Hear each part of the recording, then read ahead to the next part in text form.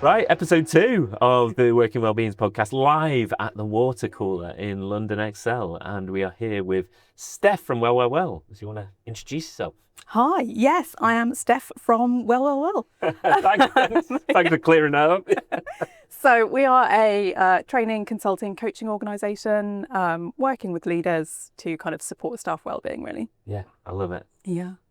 So let's go right back to the beginning. Okay. What's your background? Where did your passion for wellbeing start?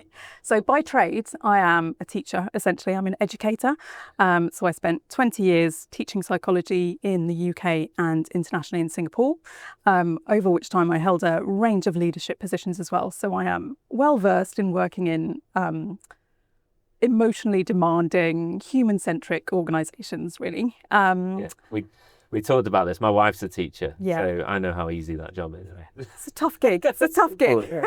So on the side, I decided to start doing some online training, and I was working in the field of positive organisational psychology, which eventually led on to a master's in applied positive psychology. And I just started to notice that not everybody, but an awful lot of the people around me, teachers and kind of students, were really struggling with wellbeing. So there was huge levels of burnout, kind of everybody overstretched, like I said, the students and the teachers. And I just started to think that maybe I could use everything I'd learned in a new way to have a positive impact. And particularly on the students, I thought maybe I can have more of an impact by supporting the people who are in the classroom, supporting them. So Well kind of started in the teacher wellbeing space, which is huge. But all of the kind of issues, the burnout, the initiative fatigue, the kind of detachment, they're all kind of cross-sector, right? So I branched out and thought I'll try and expand the impact. Yeah. So I want to ask about the degree, because we're often, obviously we run the community, right? And people are always looking for ways that they can expand their skills and become better at what they do. So tell me about applied positive psychology? Applied positive What does that psychology. mean? And what was the course like? So essentially I'm a psychology teacher by trade, so that is my background. And whilst I was out in Singapore, there's an amazing place called the School of Positive Psychology. And funnily enough, despite kind of having been in the world of psychology for 25 years by then, positive psychology wasn't something I'd necessarily come across. And I just fell in love with it. And just everything about it was like, this is where it's at. This is what we need to be doing. And since that point, I'm now frustrated that there's this kind of misperception about positive psychology, that it's everything should be great, everybody should be happy all the time. And it's very much not that. It's much more about kind of experiencing the gambit of human emotions and just having strategies in place to kind of manage all of it, really. So like I said, I started off in Singapore doing a year. It was actually a postgraduate diploma in the organisational psychology and leadership that included kind of positive psychology coaching, consulting, and all the kind of foundational stuff about positive psychology. And I just fell in love with it so much that I then kind of converted into a master's back in the UK. And the master's year is kind of a project based on designing an artifact that can be used in the real world, hence the applied element. Yeah. What did you design? Well.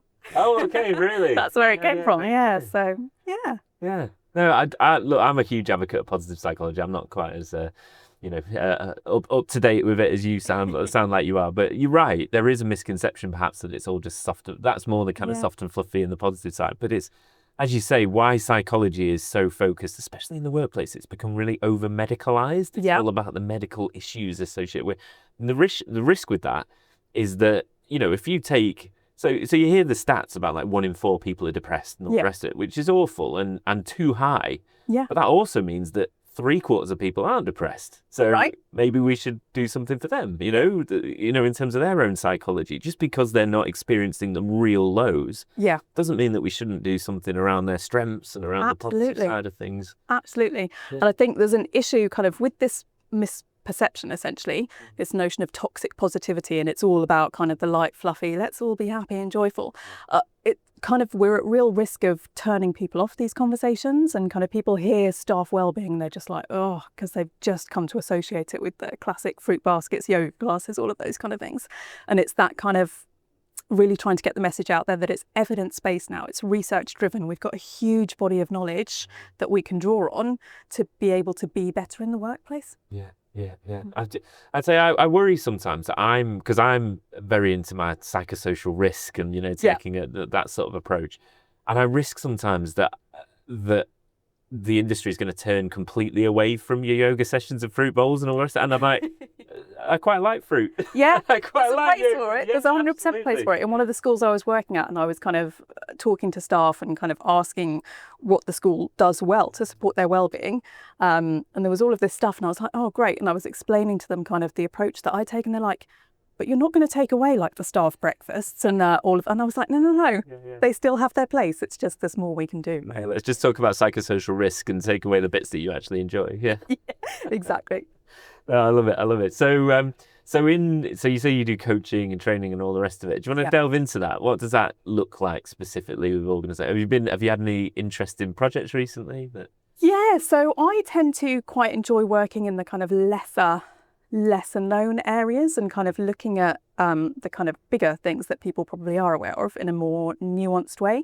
So one of the areas I'm looking at in one of our signature trainings is actually about wellbeing intelligence for leaders. Yeah, I wanted to ask you about this. Yeah, which I love. I first heard about it when Jen Fisher, the ex-CWO of Deloitte, started to talk about it, and she was making the point that we expect leaders to have kind of good financial acumen and good strategic thinking and good kind of operational knowledge. So why don't we kind of hold them to account in the same way in terms of their understanding of well-being and supporting the people that they work with? And I was like, obviously, just makes so much sense. And I think it's kind of becoming a 21st century leadership capability that we can't really ignore for very much longer. I think the future of work is demanding a new model of leadership. And I think it's very much one that sees well-being as the bedrock and the foundation of organisational strength. Yeah. And I think we've sort of inadvertently created this stigma, a little bit like I was saying before, around prioritising staff well-being. Almost kind of it's seen as an admission that something's gone wrong or that we've failed our staff. And I think we need to flip that narrative and start to see it as a sign of real kind of organisational strength and an outstanding organisation, because you're just prioritising strengthening the foundations of your organisation. Yeah. So when you think about the fact that leadership is about people and culture and strategy, well-being kind of underpins all of those things. So it makes sense. That's the way I've seen it described. I saw a pyramid, right? So well-being, intelligence at the bottom. Yep. Interestingly, the second one up, I'm sure, was emotional intelligence. What's the difference in emotional intelligence and well-being intelligence?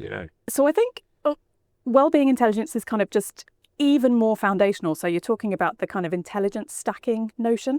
Well-being lays the kind of foundation, and without that, kind of all of those other intelligences are slightly weakened. Yeah. So it's just really kind of getting those things in place that mean people can be well. Even if they're not necessarily flourishing yet, it's those kind of foundations that at least mean that people are going to arrive at work and be, comfortable, working with their strengths, kind of having elements of psychological safety, but that's where it starts to build. So that emotional intelligence comes with that kind of emotional connection with people. And it's really quite hard to connect emotionally with people if those kind of well-being foundations aren't in place. If you're coming to work not feeling kind of well and knowing that things are going to be exacerbated, it's hard to make those connections with the people around you. And it's when those connections start to build, then you get that psychological safety, you get that trust, then you get kind of the next level up, which is that human intelligence, that wisdom. Because once we've got those connections, we can kind of be a little bit more open-minded. We can learn kind of from a broad range of people. And then when we've got that, you move up to artificial intelligence. Yeah. Which needs to be grounded in that kind of human side. Okay. First. Oh, that's interesting. So you see artificial intelligence as an extension of that. Yeah. Yeah. So I think it very much... I've never heard it described that way. Tell me more. I think it takes it further. So kind of human wisdom, we know how important that is. We know how valuable that is. And kind of everybody's now starting to default to AI and kind of think about, okay, where's AI going? We need to be keeping up with that. Actually, AI is a tool that kind of takes our human wisdom further. Yeah. But it only really becomes meaningful if it's got that human foundation.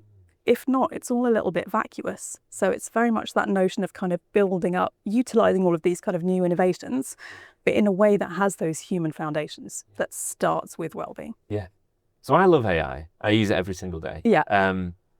The risk I see in it, well, there's probably several risks, but one of the risks I see in it is that potentially it could chip away at the other types of intelligence. So, for example, I'll hold my hands up. I'm almost so reliant on it now to kind of do my thinking for me that there are points where if I don't have it, I'm like, I can't think thoughts, because I've become a bit reliant on it, and then I can luckily I can quickly kind of snap out of it. But no, wait, you're an adult.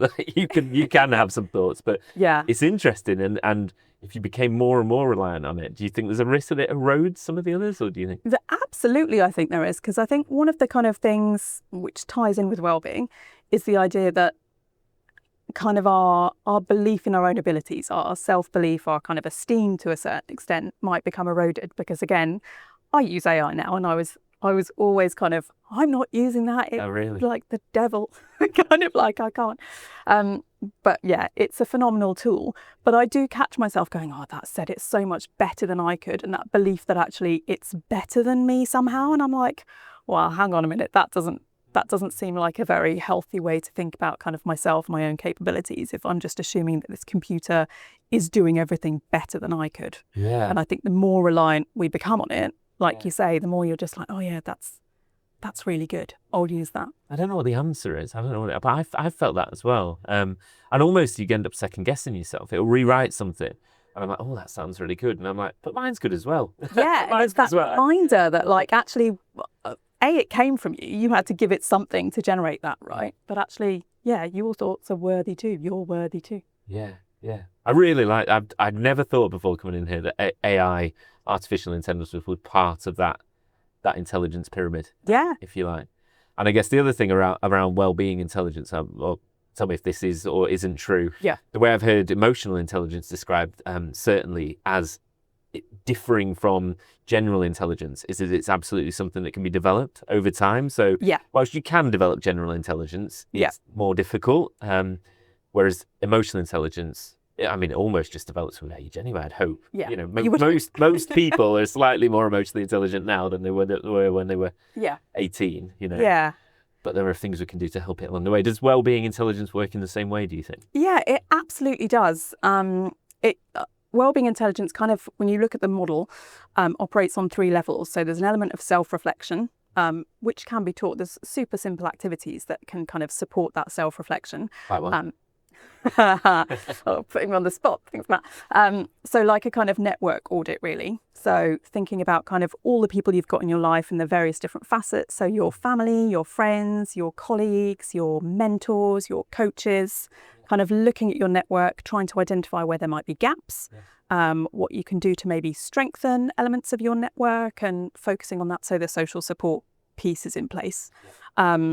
So that's just one example, but when you've got your kind of self-reflective piece done, it kind of then feeds into the team dynamic level. So you can kind of use your understanding of kind of your strengths and where your well-being issues are to kind of empathize a little bit more with the wider teams and think, oh, that's a problem for me. I wonder if that's actually causing them similar issues. And it just allows you to think in a slightly different way about how you might be able to support your teams a bit better. And then it moves up to that organizational level, looking at, okay, are there actually things that we're doing at an organizational level that's kind of feeding into my issues and the team's issues, and looking at how you can change those kind of things. So yeah, it kind of, it allows leaders to hold well-being as a strategic priority for themselves, which is really, really important, that self-reflective piece, because leaders are struggling as much as anybody else. But it's also a kind of strategic priority for their team. Yeah, I was going to ask you about that. Is there a risk that this is just another thing that managers have to do?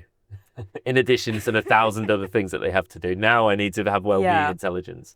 I'm going to say no, because I think when you lead from a place of well-being, essentially it's just becoming part of the way you work.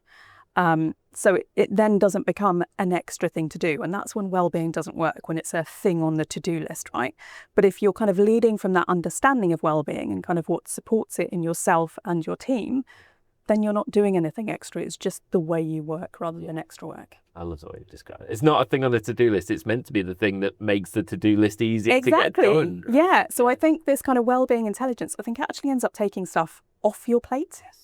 because it just becomes ingrained, and then it unlocks the door to kind of well-designed work, human sustainability, all super important things. And yeah, it just allows well-being to organically emerge. So you talked about the future of work before. So what would, in a perfect world, what does the workplace look like in 10 years in relation to well-being? Oh, coming in with the big question. Yeah, there you go. What's the meaning of life? No. Wow. Yeah. What does it? Yeah.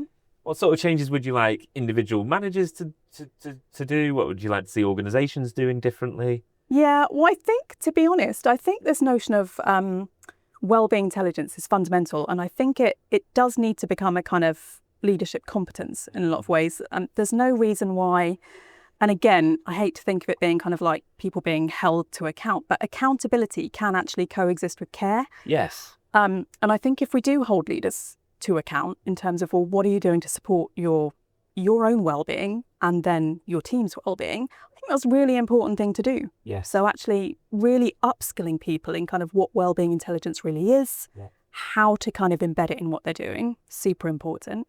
I think as well, with a lot of the kind of well-being training, I think it's really important now, because we've got, like I said, we've got the research, we've got the knowledge base, to really start to look at things in a more nuanced way. So that people's understanding of these kind of core well-being concepts becomes more developed, becomes more advanced. Yeah. I love that.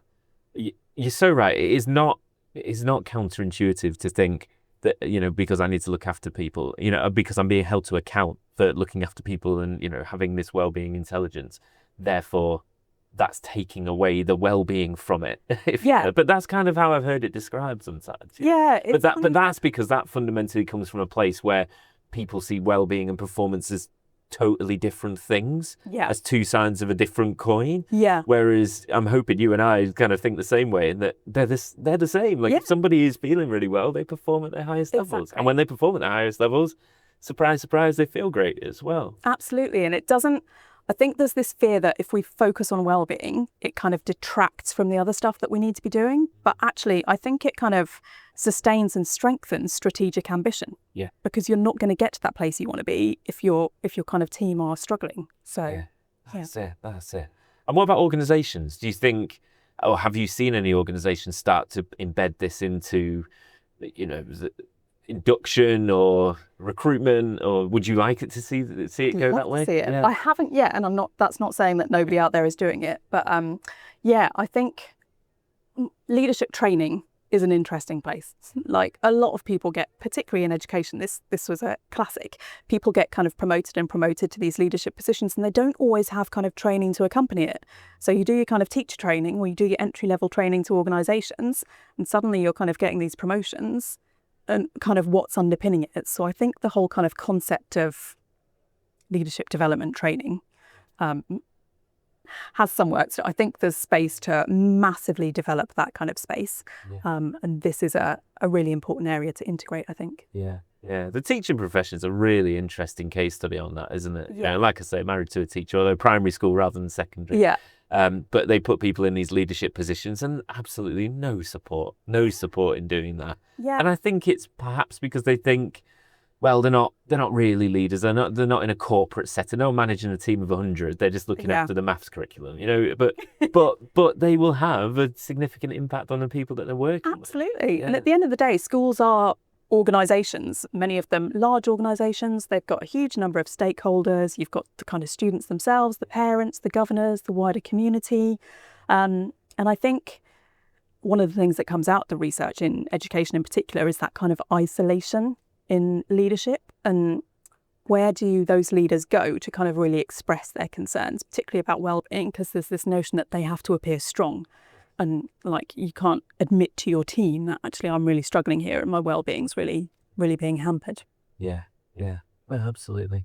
So there's a real need for it there. But then, like you say, organisations more generally as well. Absolutely. Yeah, I love it. So I was going to ask you about strengths. Because you've talked about strengths and positive psychology, but how do you embed strengths into, for example, coaching? And how does that differ from non-strengths-based coaching?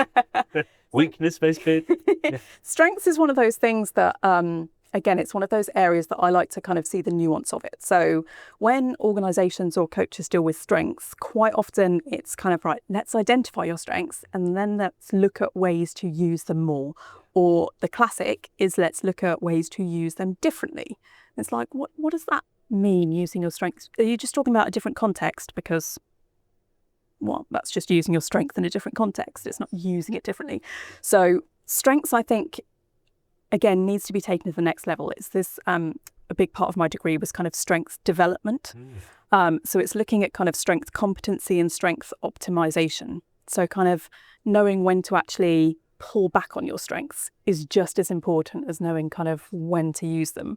So kind of understanding the importance of cultural context or social context, and when actually your strength might not be particularly appropriate, or when to kind of maybe step it up. So it's that notion of kind of like knowing how to play to your strengths in the optimal way.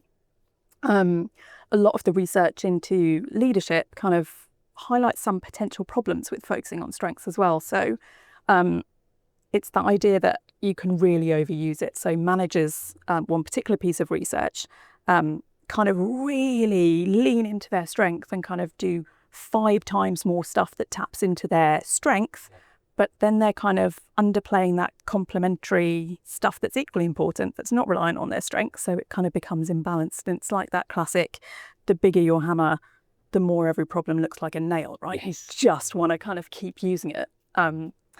Equally, if you're using your strength to achieve a goal and you don't quite get to that goal, you can actually experience significantly more disappointment because it's really kind of foundational. But this is what I'm good at. This is what I do. And it didn't work. So kind of the negative impact of over-reliance on strengths is quite important as well. So yeah, that balance is really tricky, isn't it? You know, so not so much now, but in a previous life, you used a lot of psychometrics. Yeah. You give a psychometric report to somebody about anything, right? And they've got a list of strengths and a list of weaknesses. Yeah. And it's human nature that they go, right, what's wrong with me? Tell me what's wrong with me. They go straight for the development needs. And it might be pages and pages of what they do brilliantly. And they don't read that. They're like, they get hung up on this one line. It's like, I'm not like that, right? Even though they probably are. But so it's a real difficult balance to strike, to then say, no, but actually you need to be looking at the strengths as well. Yeah. But then don't go too far. Don't ignore that completely. So I guess the word's balance, right? It's looking at it in the round. Yeah. And kind of really understanding your strengths. And I think anybody that's working with strengths, having that understanding as well. And you asked about the coaching context. I think one really powerful tool in a kind of one-to-one coaching environment is just strength spotting. Kind of natural strength spotting. So we know that on an organizational level, we can scale and use the big tools that will give you the kind of well-known jargon-laden kind of strengths. And there is a place for that. I'm not kind of suggesting that that's not valid or not worthy. But when you're kind of having one-to-one conversations, just looking for those signs that somebody's kind of talking about a strength, when they become really engaged, when they kind of really hold eye contact, when they lean in, when they're kind of talking about regular successes that they've had, when they're using that thing, that gives the coach a great opportunity to be like, I think this is a strength. And to just label it in a more natural kind of colloquial way. And it just makes that person feel seen. Yes. Yeah. More so than typing in some answers in a computer and kind of getting the generic strengths back, which, like I said, there's a place, but that kind of human connection that can come from strength spotting is really... You just reminded me, this is a number of years back, I did some strengths-based interviewing, and we were trained in a particular approach, which was exactly like you described there. So you were actually scoring the applicant on 2 axes. You were scoring them on competence in terms of whether what they said made sense and they had the relevant experience, but also around some of those things that you've mentioned there, whether the language that they used and whether they leant forward and all the rest of it, because what they were suggesting was that you need both, right? You know, Absolutely. to be successful in the role. You might have somebody actually who lacks the experience to do the job, perhaps, but their attitude is really positive and they're really obviously passionate about the role, and they might be amazing at the job. Exactly. And you don't want to rule them out just because they've not got this degree or whatever.